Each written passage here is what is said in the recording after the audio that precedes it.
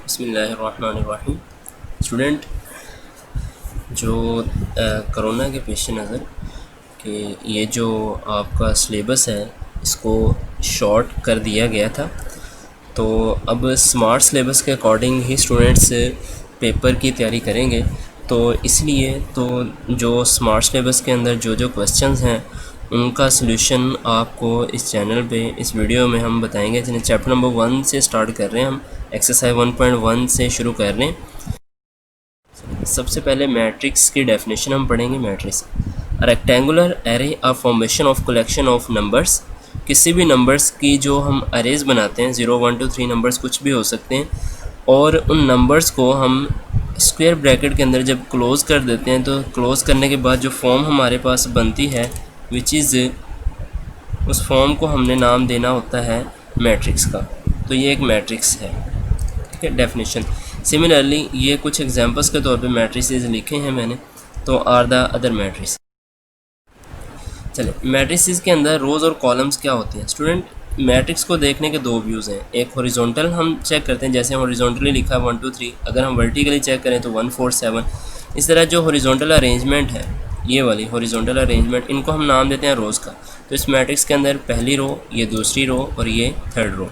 इसी तरह अगर हम वर्टिकली अरेंजमेंट्स को देखें, वर्टिकल अरेंजमेंट्स को, तो वर्टिकल अरेंजमेंट्स को हम नाम देते हैं कॉलम्स।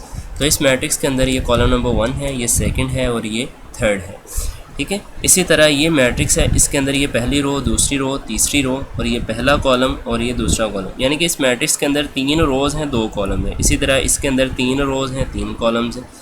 तो यहाँ पर एक डेफिनेशन है order of matrix. The number of rose and columns in a matrix is called its order.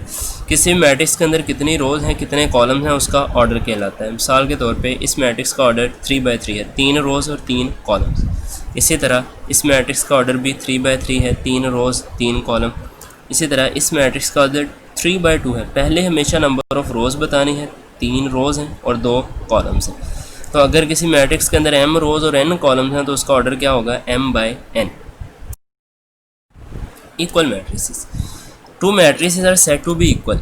अगर 2 कंडीशंस पूरी हो जाएं तो मैट्रिसेस इक्वल हो जाते हैं। नंबर 1, अगर उनका ऑर्डर सेम हो। नंबर 2, अगर उनकी कोरेस्पॉन्डिंग वैल्यूज़ इक्वल हों। स्टूडेंट, एक्सरसाइज 1.1 का एक क्वेश्चन है आपका। यहाँ से हमने देखना है कि कौन कौन से मैट्रिसेस यहाँ पर बराबर हैं। तो मैट्रिसेस बराबर होने की कंडीशन क्या है, उनका ऑर्डर सेम हो। मिसाल के तौर पे ये ए ऑर्डर, ए मैट्रिक्स है 3 और ये सी मैट्रिक्स है 5 - 2, वो भी 3। तो स्टूडेंट, इस मैट्रिक्स का ऑर्डर भी 1/1 और इस सी का ऑर्डर भी 1/1। तो इसके अंदर भी एक ही वैल्यू है जो है क्या है 3, इसके अंदर भी एक ही वैल्यू है जो क्या है 3। तो ये ए और सी बराबर है।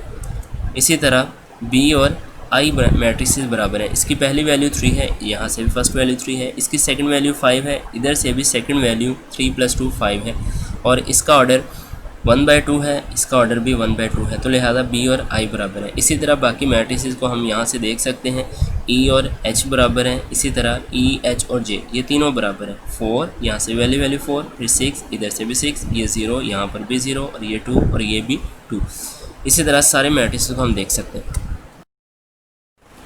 एक्सरसाइज पर आते हैं। एक्सरसाइज 1.1 क्वेश्चन नंबर 3 हल कर रहे हैं। Most important question. Student, find the values of A and B. ये मैट्रिसेस हमें दिए हैं।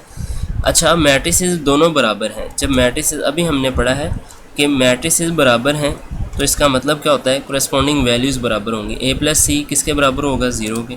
इसी तरह a + 2b किसके बराबर होगा, -7 के। इसी तरह c - 1 किसके बराबर होगा, 3 के। और लास्ट वैल्यू के ही बराबर होगी। इक्वेशंस को नाम दे दिए। अब स्टूडेंट, इन इक्वेशंस की मदद से हमने ए बी सी डी की वैल्यूज़ फाइंड करनी। देखें, first of all equation number 3 से हल कर रहे हैं, क्योंकि यहाँ से सी की वैल्यू इजीली मिल जाएगी हमें। 1 उधर जाके प्लस का हो जाएगा, c - 1 = 3।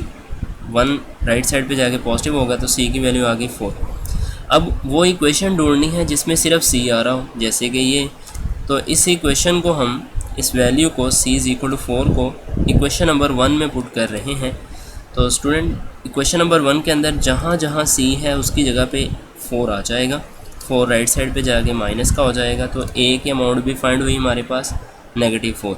अब वो इक्वेशन ढूंढनी है जिसमें सिर्फ a आ रहा हो, यानी कि ये है। तो इसको हम इक्वेशन नंबर 2 में पुट कर देंगे। तो a की जगह पे स्टूडेंट -4 आ गया, बाकी सारा कुछ वैसे।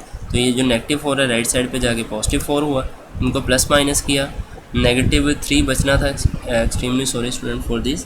तो यहाँ पर हमारे पास जो वैल्यू आनी थी विच इज़ -3, ठीक है। -7 + 4 यहाँ पे -3 आना था, तो बी की अमाउंट कितनी आ जाएगी, -3/2। तो अब स्टूडेंट ए, बी और सी तीनों वैल्यूज फाइंड हो गई हैं, तो डी डायरेक्टली सॉल्व हो जाएगा, वैल्यू पुट करने की ज़रूरत नहीं है। तो ये क्वेश्चन नंबर लास्ट हमने लिखी, डी वाली टर्म्स को एक साइड पे किया, 4D में से 2D माइनस किया 2D, ये 2 राइट साइड पे जाके डिवाइड हो जाएगा विच इज़ इक्वल टू 3। तो स्टूडेंट यहाँ से डी की अमाउंट भी हमें मिली। तो फाइनल वैल्यूज़ हमारे पास क्या आ गई हैं, ए -4, बी की वैल्यू -3/2, 4 और ये ऐसे।